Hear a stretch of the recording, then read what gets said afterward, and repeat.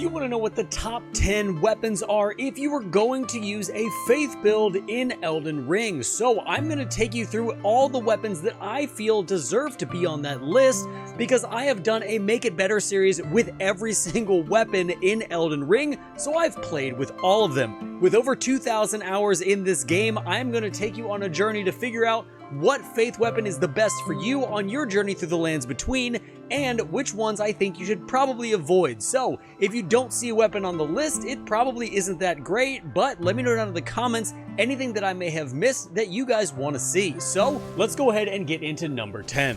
So at number 10, we have the Inseparable Sword. Now, this is a really cool greatsword, but it really is only cool when it comes to its looks. Its Ash of War Sacred Blade is going to give you a little bit of holy and physical damage added to the weapon, but overall, this is just kind of a run-of-the-mill greatsword with a unique moveset that doesn't do a whole lot for the weapon. I feel like the quest line to get this weapon is a lot cooler than the actual weapon itself, and if you're looking to use a greatsword for your faith build, there are definitely some better ones to use. I also feel like because the Ash of War is only Sacred Blade, it doesn't really add a ton of pizzazz to the weapon, because you can get the Sacred Blade Ash of War as a run-of-the-mill Ash within Elden Ring. Although shooting out a holy horizontal slash towards your enemy is cool, for a weapon that's this hard to get, I wanted something a little bit more and overall more impressive. Now at number 9, we have the Sacred Relic Sword. Now I'm sure in the comments you guys are going to tell me that this weapon deserves to be higher, but if you think about it, Wave of Gold is only good if you are farming Albinarics with it. This weapon is pretty much not used unless people are farming, and considering you can't even get it until the very end of the game, this is typically only a New Game Plus weapon, so the majority of people aren't even going to get a chance to play with it until they start New Game Plus. As far as the looks go, it is incredibly unique, and it does have the original Greatsword moveset, which is phenomenal, but overall it can be outclassed by other Greatswords in the game, and that's why I have it at the 9th slot. The only reason that it's not in our last slot is because the physical damage of the Inseparable Sword is less, so that pushed it all the way to slot number 10. Now in slot number 8, we have our first legendary armament for this list. We are going to be putting the Golden Order Greatsword at slot number 8. It does a really good amount of holy damage, but its physical damage is minimal, and the Sacred Order Ash of War is fine if you get a window of opportunity in where you can get the second portion of that Ash of War off, but in order to get there, you have to first strike a pose, and then you have to activate your Ash of War again to get a very powerful horizontal slash that shoots towards the enemy, full of holy damage, and that in and of itself does a lot of damage, but the entire dance to get that Ash of War to work for this weapon is just way too long. Its lack of physical damage makes it so far down on this list, and overall I find the weapon very situational, much better suited if you're going to equip this with another greatsword, so you can get your physical damage to spike a little bit higher. Now slot number 7 kind of surprised me as I was going through the weapons, but slot number 7 is going to be given to Soluria's Tree. This is a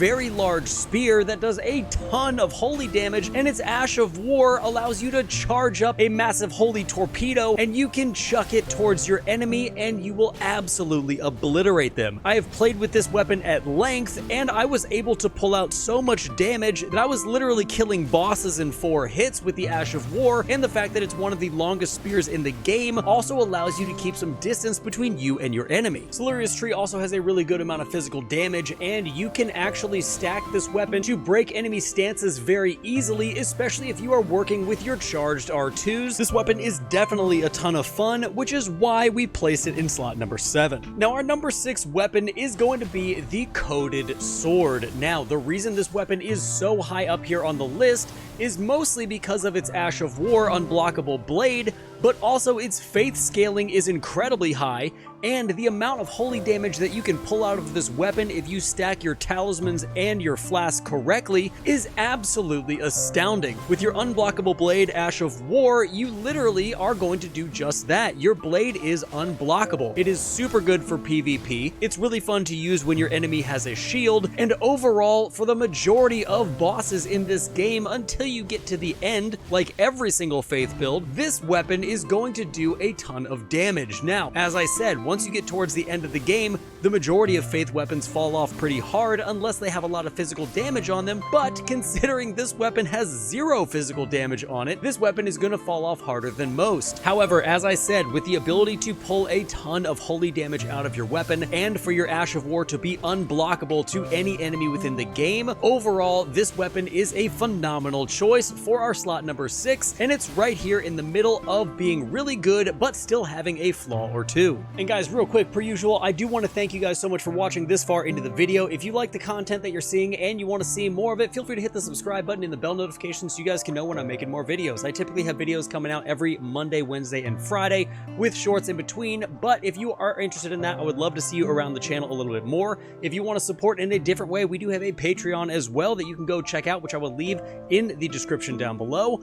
But once again, thank you so much. Now let's get into the top 5. Now for our first weapon in the top 5, taking our 5th slot, we are going to place the Black Knife. The reason that this weapon is so high is because of its skill, Blade of Death. This is going to allow your target's minimum HP to be reduced for a period of time while also providing a dot that is going to tick the enemy's health down slowly but surely. You can literally spam any boss or enemy with this Ash of War and they will pretty much just tick down to nothing within no time. The only downside to this weapon is the fact that it is a dagger and you need to equip a second dagger in order to make this moveset good at all. This weapon is an absolutely phenomenal support weapon, and if you're using something else in your primary, this is a perfect weapon to take out to get that dot down on the boss and then take out your next weapon and start hitting the boss over and over in order to get them down quick. It does provide physical and holy damage, but it is a dagger, so it's going to have damage within the range of any other dagger within the game. My advice to you if you are going to use the Black Knife is to only use it for the Blade of Death Ash of War and then switch to a better weapon. Now the faith weapon that's taking the number 4 slot is a really fun weapon to use, which I feel has a very high skill cap to it because of the window of time you need to look. Slot number 4 is going to go to the Ordovus Greatsword. This is a really fun greatsword with an awesome moveset. It has a fantastic strength and faith scaling, and it's going to provide you with holy and physical damage. Ordovus's Vortex is going to hit your enemy twice and allows you to charge up your skill and smash it down on the enemy, providing an initial hit and then an explosion of holy damage. This weapon is a ton of fun to use, especially if you're stacking your tiers and your talismans correctly, because you can literally stagger enemies and bosses into oblivion. The only reason that this weapon is not higher on the list is because of that window of time you need to look for in order to activate Ordovus's Vortex. But like I said, if you can snag that window and get this weapon skill off, you are going to be able to very easily stagger bosses, and with your charged R2s, it's only going to make that a lot easier. Now our slot number 3 is going to be very surprising to most people, but it didn't even belong on this list until very, very recently when it got a buff.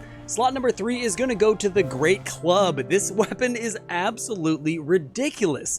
It got holy damage applied to it in one of the most recent patches. It has great strength and faith scaling, and it's going to provide you with physical and holy damage. Its Ash of War Golden Land is going to slam down on the ground, providing a massive explosion of holy damage, and the reason that this weapon is so high is because you can stagger bosses in 2 hits. It is absolutely ridiculous. If you use charged R2s and stack your tiers and talisman in a specific way, you can absolutely obliterate and make every single boss in this game super, super easy. I was so surprised at how much I enjoyed using this weapon, and because it's a colossal weapon, you are going to get that extra poison stance damage, so this is only going to add to this weapon being amazing and sitting so high on our list. Now when it comes to our top 2 weapons, I'm pretty positive everyone in the comments section knows exactly what I'm about to say, and depending on what day you catch any one particular person, these weapons can be swapped, but there is one king and one king only. So slot number 2 is going to go to the Godslayer Greatsword. This weapon is definitely one of the best faith weapons in the entire game, although it can be argued that this weapon is a dex weapon because it has phenomenal dex scaling. It is also going to have some great faith scaling as well, providing you with a fantastic amount of physical damage, a really good amount of fire damage, and the Queen's Black Flame is going to be one of the best Ash of Wars in the entire game. Black Flame works a little bit differently than any other flame type in the game because it's going to provide a dot that's going to tick down slowly on the enemy for every every single time you hit that enemy. That dot will refresh. The Godslayer Greatsword is also a colossal sword, which is going to allow you to use the spike crack tier and your charged R2s to really buckle a lot of bosses and enemies within Elden Ring, allowing you to get a bunch of staggers as well as some critical hits off of your enemies. This weapon also does seem to have a faster attack pattern than most colossal swords and colossal weapons, and that makes it an incredible choice, and also at our number 2 slot. And finally, for our number 1